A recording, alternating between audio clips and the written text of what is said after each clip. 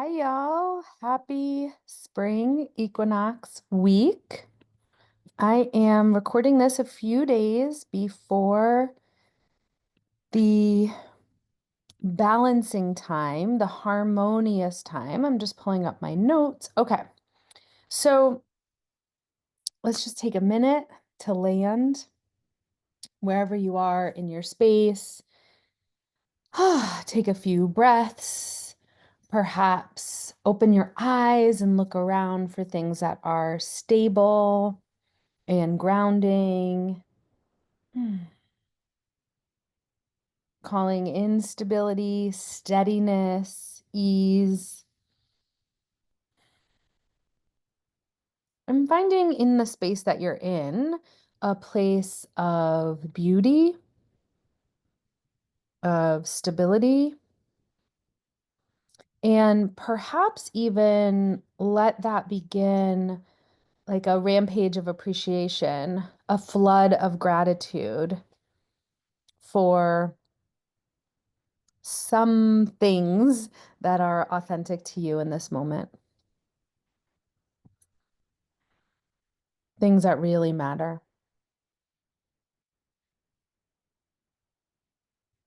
This work of landing and marking time and honoring sacred time and solstice and equinox energy is sacred, is powerful, is potent, is life transforming, affirming, validating. And it gives us a sense of known in the unknown, the steadiness. Show me steady, show me stable. And in that stability and steadiness, show me beauty and joy and pleasure and aliveness. This marking and turning of the wheel of the year is so profoundly, it so profoundly connects us to lineage above and beyond this moment, above and beyond these times. And I feel like that's so nourishing that this wheel of the year, the seasons changing, marking of time, coming together through it is such a gift to life. So this week is the spring equinox when we land in this time of, oftentimes the word balance is used, but I think a lot of you know from an Ayurvedic perspective, I prefer to use the word harmony or harmonious, and really thinking about not necessarily balance, like things that are even, but more what are the things that are helping me and my life and my community and this world be more in right relationship with um, the natural world, the elements, self and others, and that can create kind of like a harmony highway, a harmonious highway. So maybe you have your journal. I have one right here underneath the computer. Um, so go ahead and get that. Pause if not, and grab it.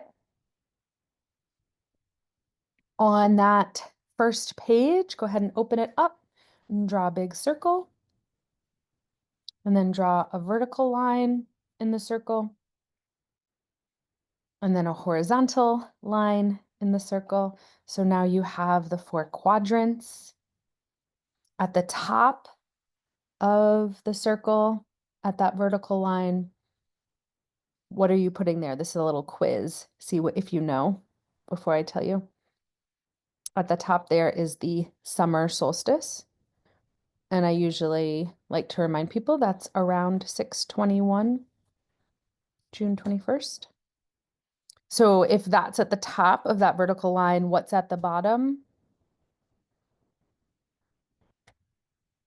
Landing yourself there at the bottom in winter solstice. When is that typically? 12/21. And now let's do the horizontal line. So in between summer and winter is the fall equinox. Some of us were together at the fall equinox for a retreat. which was 9:21.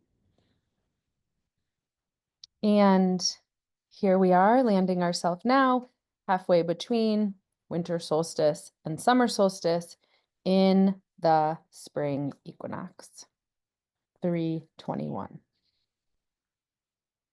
Now, one thing I want to remind you is typically in the summer solstice and in the winter solstice, sorry, summer solstice and winter solstice, those are really the height of the season in terms of how much light and how much dark, meaning it can be very intense. If you are someone who really is very sensitive to all of that light and lightness and illumination and kind of full expression, full masculine, full sun, full moon, right? The fullness, that's really the summer solstice.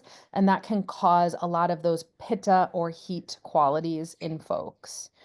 It's very intense, can be very intense. When we look at the winter solstice, with the darkness, oftentimes lots of the light holidays, where we're doing like candle lighting and lighting things happens during that winter solstice time because it's so dark. And so that can be a time where people are inward. It's dark moon time, more feminine, more yin, more of that dark kind of darkness. And some people don't do great with that. It's really hard for them. So in the solstices, remember, they're very intense typically. And these, or can be, in these um, equanimity times, in the equinox times, fall and spring, it can bring a sense of relief, of equanimity. It can bring a sense of balance, of harmony, of right relationship, of feeling steady and stable. It can help these times and marking times here. Okay, what are my practices, rituals, routines, habits for this season ahead? What are the ones that are no longer serving? What are the ones that have served? And really being present and mindful that this is a time that can actually feel really balanced for folks. I'm just going to let that sit there for a second. In the center of your circle, perhaps you'll put your word of the year, if you have one, just to remember you're landing yourself in the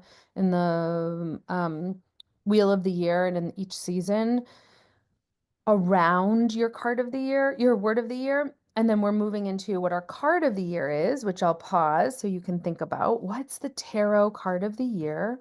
2025, 2 plus 2 plus 5 is 9. And so our tarot card is the 9 card, which in some decks is the Hermit and in some decks is the Crone.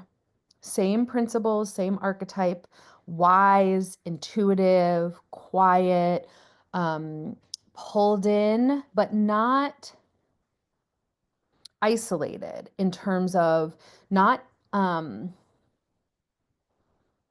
it's almost like the hermit or the crone energy is pulled in and home and wise and intuitive, but are inviting others in to be with them in that space, right? So it's not about being out and about. It's about really honing skills and wisdom and strengths for the road ahead. And that's the card of this year. So in the center of your circle, it can be great to have your word of the year and your card of the year. So that's really a focus as you move your way around the seasons. So here we are at spring equinox. Here we are in a time of reflection and alignment. Here we are in a time of great change, of great transformation, of the known and the unknown, or the pathless path, or the mapless world, as we sometimes call it. And we balance that, or we work in harmony with that, with this show me steady, show me stable, right? Is that we're aware that there is a lot of change and transformation. Also, there's always a lot of change and transformation in ourselves, in our lives, in our relationships. And that's actually part of what it means to be human, is that there are all of these cycles of change. Um, One other teaching that feels important to thread in at this point is from an Ayurvedic perspective. This time in the calendar is the time where really the frozen ground is beginning to melt. Um, and that is the freeze of the winter melting, so that kapha is, we get more of those watery qualities of kapha. Remember, kapha or kappa is a combination of the two elements, earth and water.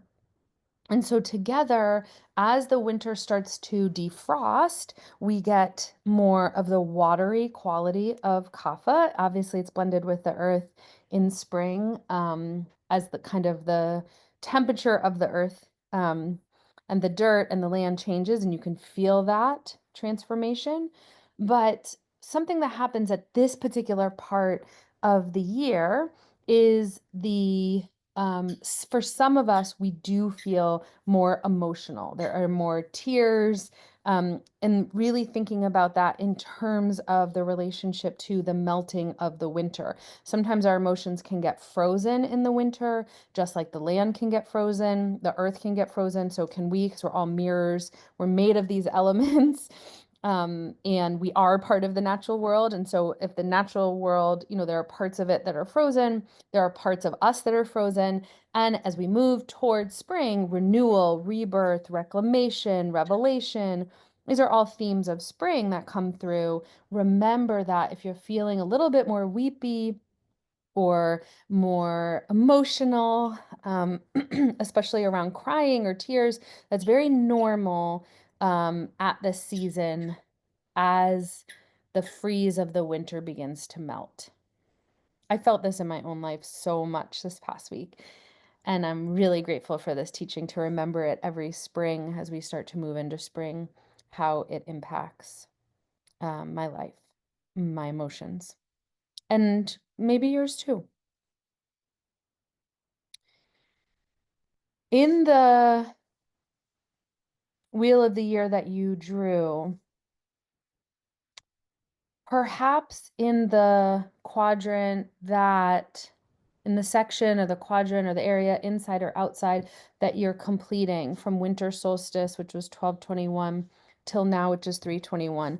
Are there 3 to 5 themes of that time of your life where there are some big things that maybe happened? Like, for example, one of my kids turned 17. That feels like such a big, beautiful, that was a real big, beautiful milestone. So that's in mine, right? Is she's 17. I had a very big work project that is now completed, and that was the majority of my life between in that section, 1221 to 321. So I want you just to pause, either pause the recording, or just if things are really coming to you, and jot down a few of those things. What do you want to remember emotionally, spiritually? Remember, we always talk about PEMSER: physical, energetic, mental, emotional, relational, social, spiritual. So what are these, what are some of the themes for that time of your life? I'm looking at mine now too.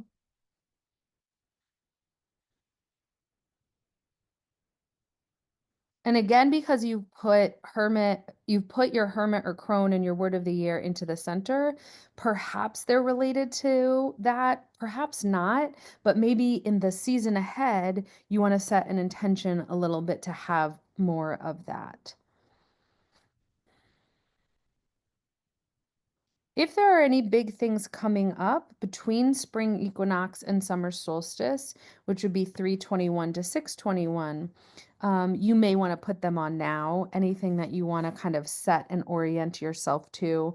And so, again, in these equinox times, um, it's really nice to reflect back, pause into where we are right now, and then set the intention for this season ahead.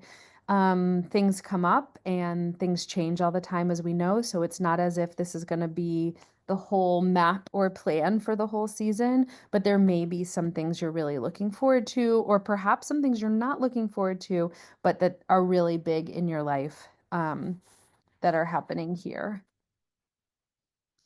Okay, so we've looked back, we've landed in where we are now, related it to our intentions for the year. And now I want you just to pause for a second and really think about why this would be important. Why does this matter to your life at this time? How does it make you feel to do this type of intentional, conscious check-in? And think of some of the words that and feeling states that come up for you, and maybe you put them on the same journal page or another page. Um, it can be great to put on your calendar right now a little personal retreat day around 6/21, um, since who knows where you'll be, and time is time, meaning it could go by pretty quickly. So you may want to set a half day retreat for yourself or a quiet day so that you can do this same type of reflection around June 21st. All right, as we close this check-in, I think it's really beautiful and important right now in this moment in time to dedicate our practice, to dedicate our intentionality, to dedicate this time together to people, place, animals, land, regions, countries, ethnicities, um, groups of people that are hurting. May we never take our lives for granted. May we find precious gratitude, connection, aliveness, sensuality, pleasure, joy, sorrows, grief in community and in connection. May we honor this time of great transformation, the great turning, as Joanna Macy says, the great turning that we're in.